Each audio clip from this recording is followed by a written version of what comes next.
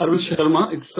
Oh, welcome, Professor Arvind Sharma. It's a pleasure to be able to speak to you on Skype. Namaste. I've been I've been following, reading your articles and books for last now more than 2 decades now, even before I joined the academy. And I remember you were the first person to encourage me to try to pursue this career of academic study of Hinduism, Indian culture, and here I am, also a tenured professor of the Department of Philosophy and Religion at UNT, and you are, of course, at McGill University. You have been there for last more than 3 decades now. About 30 years, yeah. 3 decades, yeah. And then you also have taught in Australia before that. Yes. And you had your PhD from Harvard, and you were an IAS officer in India before you started your academic career. So please tell our viewers anything else you want to share on your background, and then we'll get into your latest article that you published in our first issue of our journal. No, I think you have given a very adequate introduction. Yeah. Okay. Yeah, Professor Arvind Sharma, for new students, his writings have been always very, very informative, inspiring, and so not just me. I think many of us young scholars look up to him as a role model, and a very balanced and very thorough researcher and prolific publisher. He's publishing like every year a new book he's publishing. I don't know how he does it, but so recently we started a new journal called American Journal of Indic Studies, which is our flagship journal for American Academy of Indic Studies. And Professor Sharma is with us for that academy also, and he's one of the board directors in our board also. So he published a new article in this journal, and which deals with the issue of portrayal of Hinduism, Indian culture in the academy and so on. So I thought Professor Sharma can give us some glimpses or some more details on that article that he published, and he has been publishing several such articles over the last few years. So Professor Sharma, over to you. No, you should ask me a question. Okay. So first of all, I guess what prompted you to write this article in this journal, and what was the origin or impetus to write this article? Yeah, okay. So, when I started my studies Mm-hmm. In comparative religion and Hinduism, Right. At that time we were not having such debates. Mm-hmm. It was almost midway through my career. Mm-hmm. Yeah. That these kind of challenges, right, to the standard paradigm, mm-hmm. Excuse me, standard paradigm for presenting Indian history and culture, Mm-hmm. they began to emerge. And then they gained a certain salience.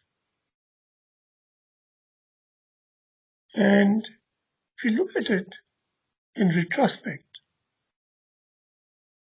it appears very striking to me that when we began our studies, the so-called Aryan invasion or Aryan immigration idea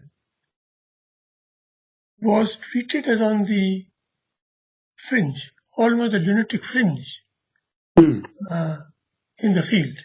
Okay. Mm-hmm. This is not just, I think, a personal view, because I also noticed that Professor Basham, Mm-hmm. Yeah. in reviewing the series of books published by the Bharatiya Vidya Bhavan, Mm-hmm. as the history and culture of the Indian people, Mm-hmm. noted that the only reference to this perspective Mm-hmm. in that whole series, virtually, was in the first volume, Mm-hmm. in the form of a appendix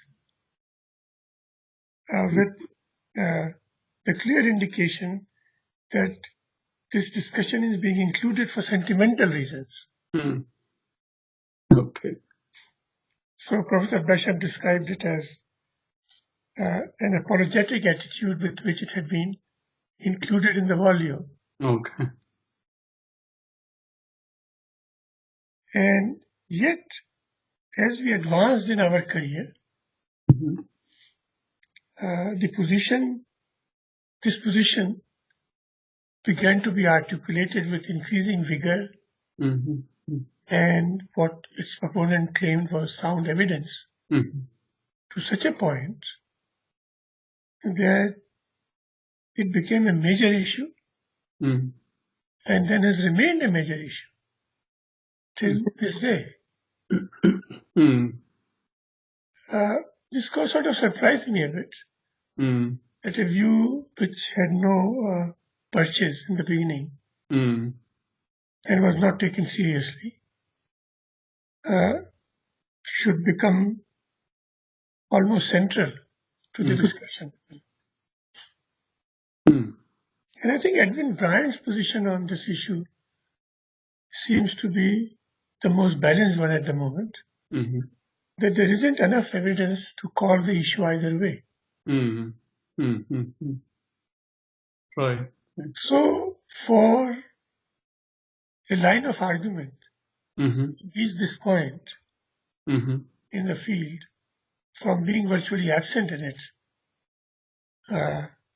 was quite remarkable. It's even more remarkable to watch the progression of this movement. We have observed this for so many. Right. Yes. Now, what made me participate in the debate was the feeling that the issue was not being kept within the parameters of academic discourse. And I dare say by either side. Yeah. I think the most dangerous thing in academic presentations of such issues is imputing the motives of the other party. Right. That's very, very important. Even if we know them to be true.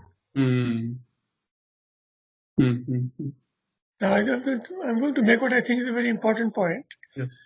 Even if we know and are convinced that even we have sound objective evidence that a certain position was developed because of something the missionaries wanted to achieve in India or something which the nationalists were aiming at in India, I think as academics, our task is to take the proposition and examine it. Yes. Without getting involved in the issue of motives. Right. Nicely said, yes. Right? Yeah.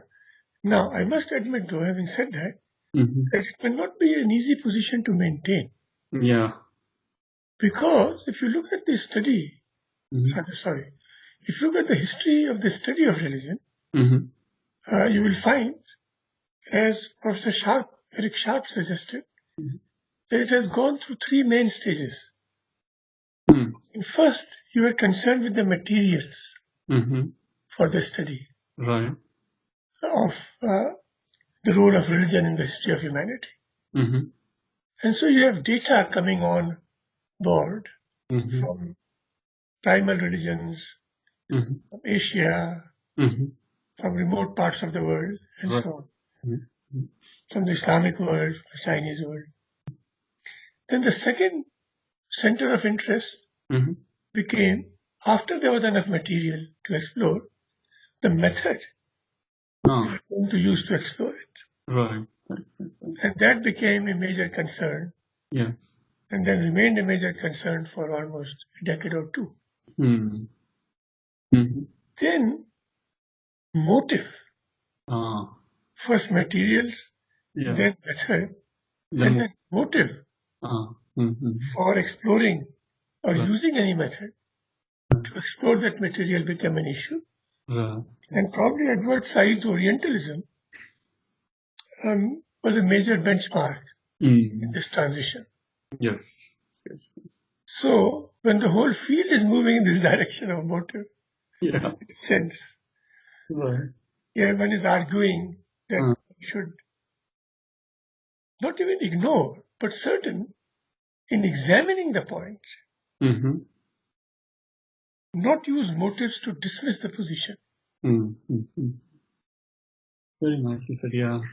Because even a biased person may be telling the truth. Yes. Yeah. And even an unbiased person may be mistaken. Right.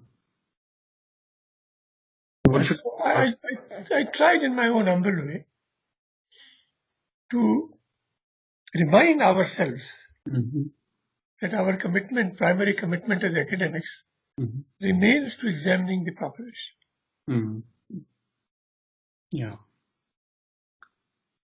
It's very nicely summarized and very nicely these 3 M's from materials that we find in the field to the methods that we study to use to interpret these materials, and finally the motive. And motives are the biggest problem these days because both sides always are doubtful of the other's motive and so on. Now, yeah, and I think Professor Arvind Bryant at Rutgers University in the Department of Religion has, I think, published a couple of books on this topic, and as you said, his views are pretty balanced. So this is one of the biggest issues, I think, in the study of Indian culture that remains unresolved, and both sides are very highly charged still, and the debates going on. But so that's one of the reasons that you felt that you need to publish, you need to write, you need to speak on this topic without getting into the motives part, but just examining the materials from both sides. Right? That's one. The point is actually even subtler. The point is that we need to distinguish between truth and credibility. When you impugn somebody's motive, you are really trying to undermine the credibility of the person. Oh, yes. Right? Yes. Okay? When you impugn the motive. When you explore the motive, you are being a historian. But when you impugn the motive, then you are trying to undermine his position, his credibility, his or her credibility. Right. But credibility and truth are two different things. So Einstein proposes the theory of gravity. Relativity, yeah. Sorry, not gravity, yeah. I'm terribly out of date. Theory of relativity. Yeah. We know now from details of his personal life that he treated his wife in a way which we would consider not ideal. Oh, okay. Far from ideal. Oh, okay. If we try to connect his being a bad husband with his competence as a physicist, then what are we really trying to achieve? Right. If we try to do that. Right.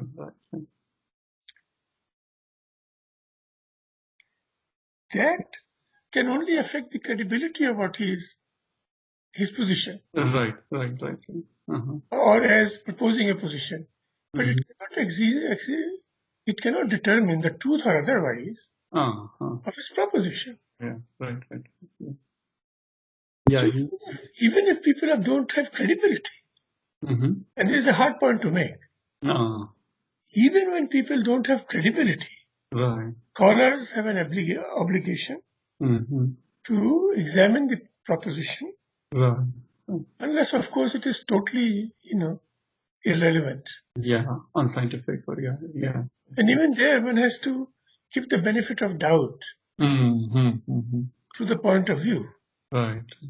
Because you don't want to leave any perspective out.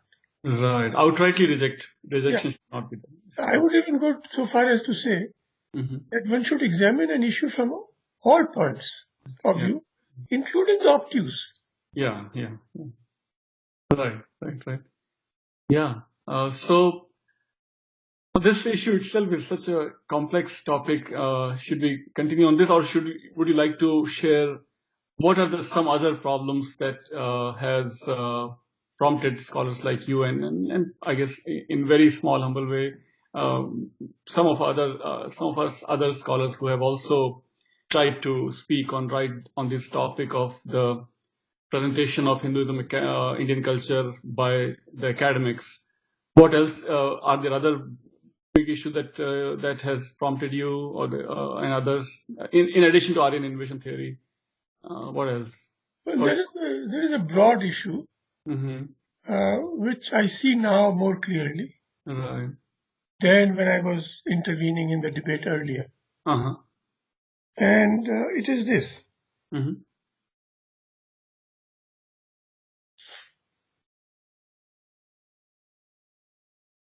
Our civilization, what I call the Indic civilization, is perhaps the only civilization or culture in the world whose reconstruction in modern times is the work, largely the work, not of its own scholars, but of scholars from another civilization. Yeah, outside. Yeah. The Western. Yes. So this means that even our self-understanding of our own tradition in modern times has been filtered through its understanding by another culture. Right. Yeah. So this then means that it might be susceptible to a danger. Its presentation or representation might be susceptible to a danger. Two kinds of dangers, actually. One, that its self-understanding has been influenced by that of another culture. Yes. Another culture's understanding of it has influenced our self-understanding. Yes. This is one point to be explored. And the other is its presentation in general is affected by our understanding of it on the one hand, and our presentation of it on the other. Right. Both are colored by the possibilities. Now, I should not jump to conclusion. The possibility that it has been influenced, most people would agree. Right. The possibility that to a certain extent it may have also become distorted. Yeah. Right. Yeah. Is what we need to look at very closely. Right. Yeah. Right. So this is very important point, and I think this really distinguishes our civilization from Chinese civilization. I think, for example. Yeah. Right. So would you? Or the Japanese. Yeah. So when I was a student at Columbia, I remember I was looking to do some research on Al-Biruni, and I found your book. So you have studied and you published a book on how Al-Biruni portrayed India. So not just our portrayal. So what I'm going to ask you is that do you think that this understanding of our civilization is influenced not just by the British Orientalists like William Jones and modern American scholars or Euro-American scholars, but does it go back to as far back as Al-Biruni or even far back as Greek people who published Indica more than 2 millennia ago? Do you think we are? Yeah. Now, the main difference between these three, the Greek representation of India, the Islamic representation of India, and the Western representation of India. The main difference is that the Greeks never ruled over India, never got round to ruling over India the way the latter two did. Right. Yeah. So we can look at what the Greeks said, and we have our own accounts of what we were at the time, right. And we can compare them. Yes. It's a matter of great curiosity for me always as to how another civilization looks at us. Yes. And how we look at another civilization. Right. Yeah. It is extremely interesting. Yeah, yes. To see how other people see us. Right. It's a very useful corrective also Right. of ourselves. Right. And then Apart from generally enriching our self-perception. Right. Okay. But Sorry. with the Muslim Yes. perspective, Islamic perspective,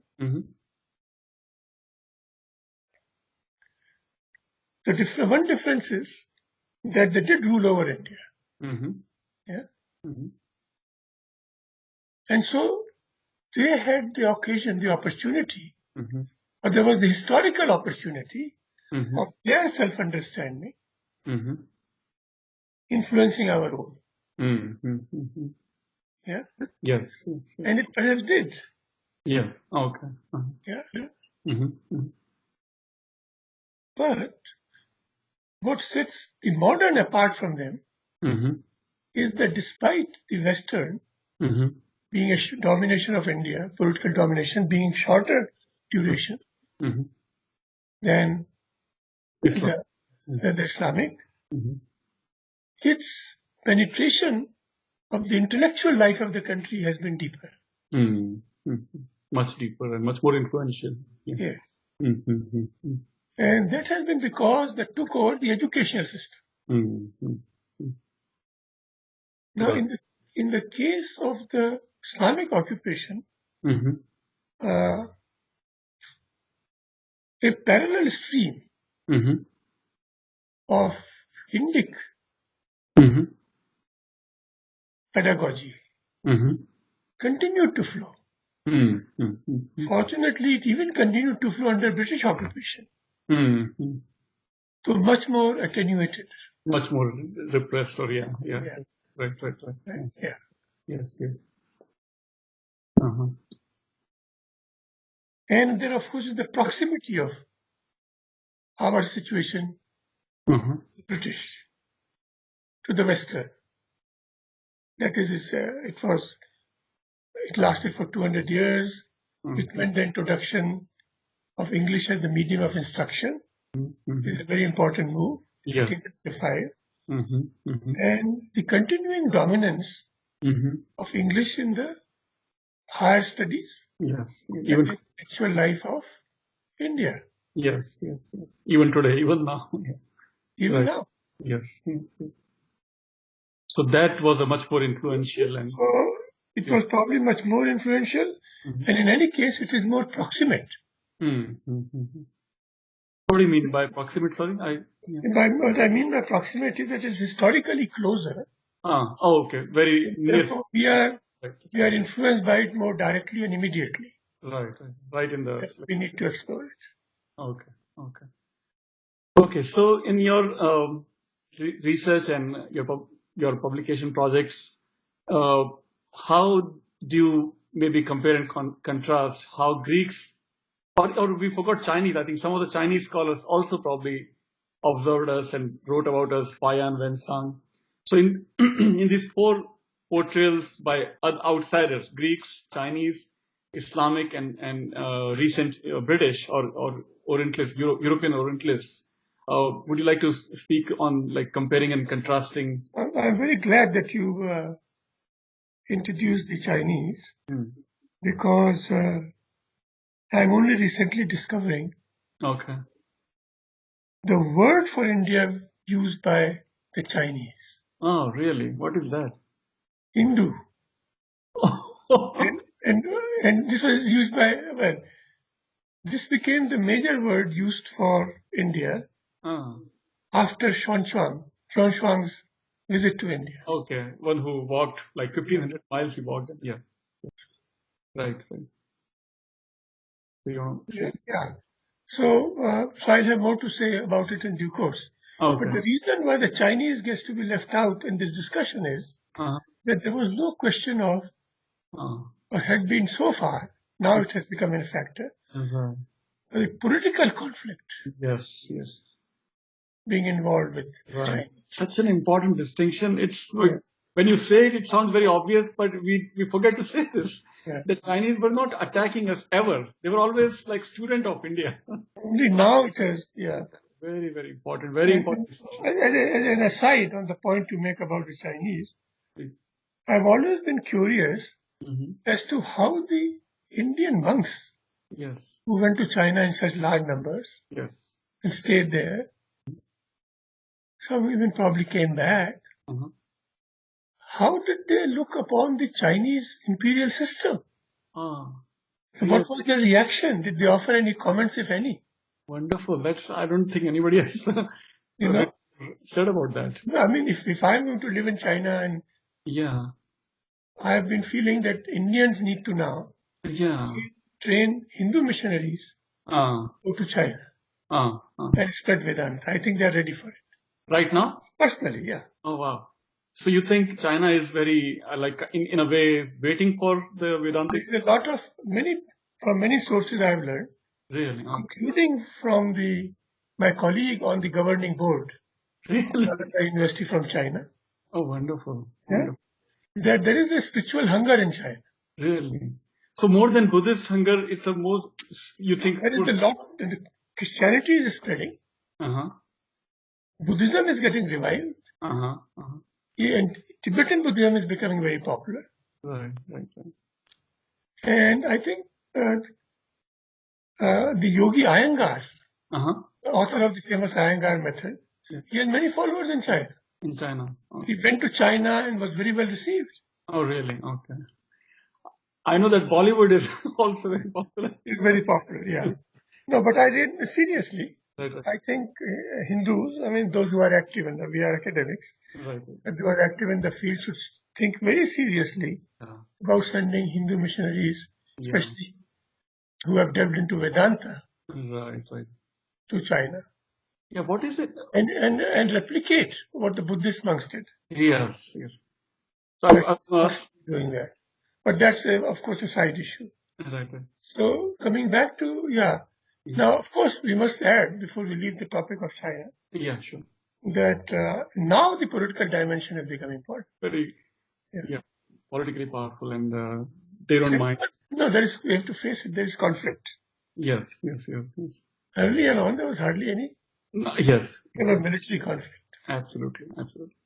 Right, that's a really important distinction, because Greeks came as invaders and Islamic people came as invaders, at least in the northwest part. In the south, probably they came as traders, but in the north, they came as invaders. And of course, Europeans came as traders/invaders, and then they really influenced us. So, what about the Greek portrayal of India?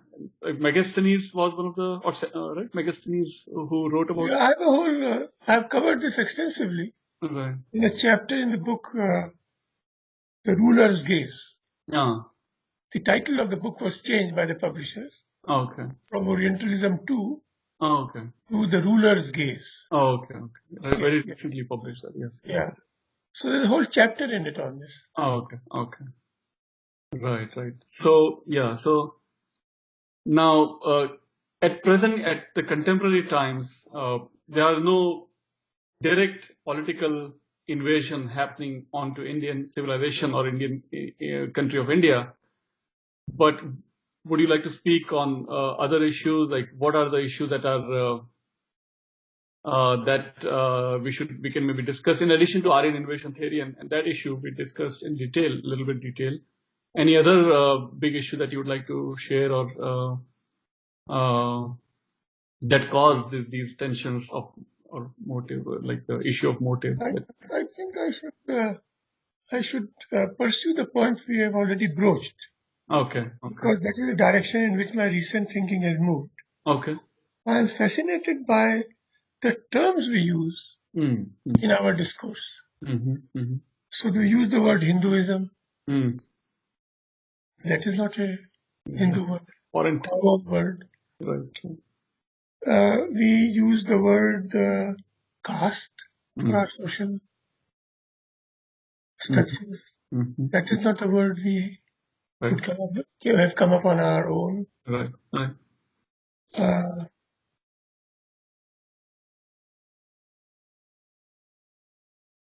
Idol. We use the word religion. All the time. Yes. We use the word history.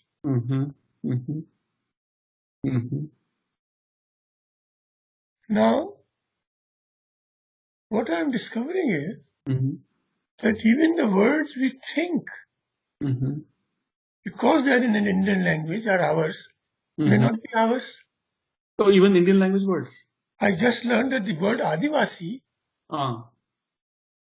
according to this source, was coined by missionaries.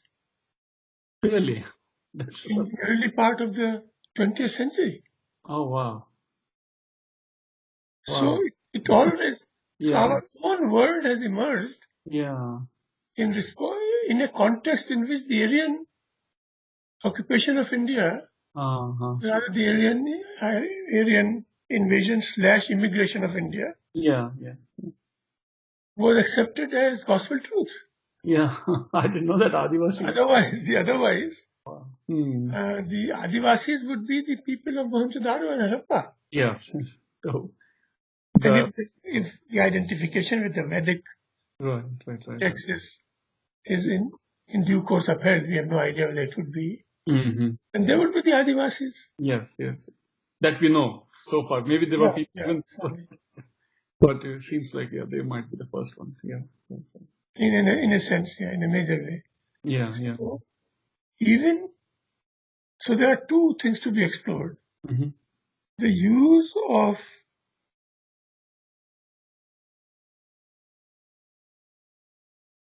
Western words and what implication they have for our self-understanding, for mediating our self-understanding. Right. It's not like using the word distortion because it prejudges the situation. Yeah. Mediation. Right. Okay. The mediation may be harmless. The mediation may even be positive. Right. Yeah. And it can be negative. Right. Depending on, of course, the criteria we use. Yes. But it has been, these are the salient issues. And So first the words which we have used, then the words we have coined for those words. Yes. And thirdly,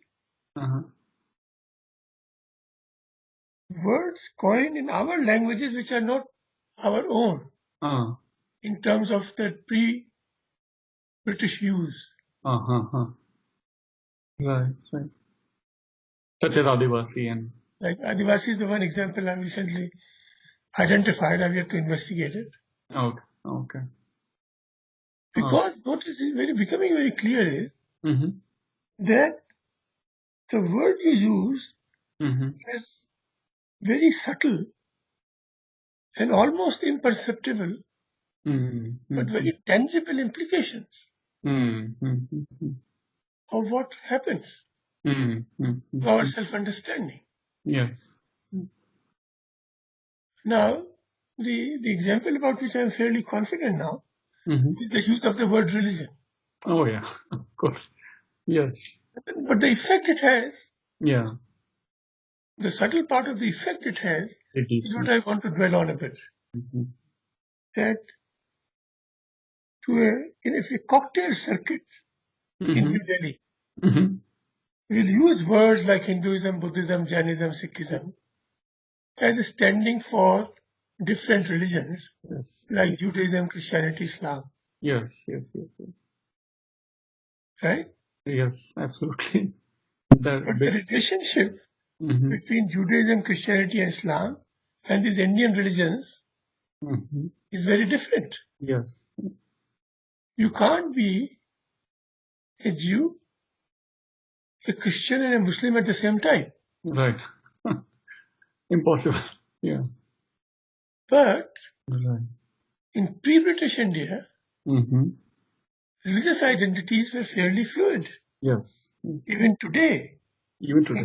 In Nepal, which escaped the British census and the imposition of the British term religion, or the Western term religion on it, if you ask a Nepalese, are you a Hindu? He would say yes, he or she. And if you're a Buddhist, he or she would say yes. Both this has been documented very solidly. Also in Japan, right? The same thing. Japan, of course, is another dimension of the whole issue. But now the point which emerges from this is that this has happened without our perceiving it happening. Yes. That is, we ourselves have started interpreting our own religious reality in the way it was being interpreted by the West. Yes, yes. Right. So I think these are the kind of, if you really want to rebuild our cultural heritage, or to align our cultural heritage more closely, what we perceive to be its earlier incarnations. Right. Pre-British or pre-colonial. Yes. Then we'll have to be very sensitive to these things. Right. Yeah, I think the latest example is that Jainism is declared as a separate minority religion in India because of these issues. Yeah, wonderful. Should we maybe continue in the next time, or we can talk more on your recently published books and so on? Yeah, sure, we can. Yeah. So I guess we'll stop here for now. And thank you again, and really thank you. Thank Goodbye. you. Thanks. Namaste.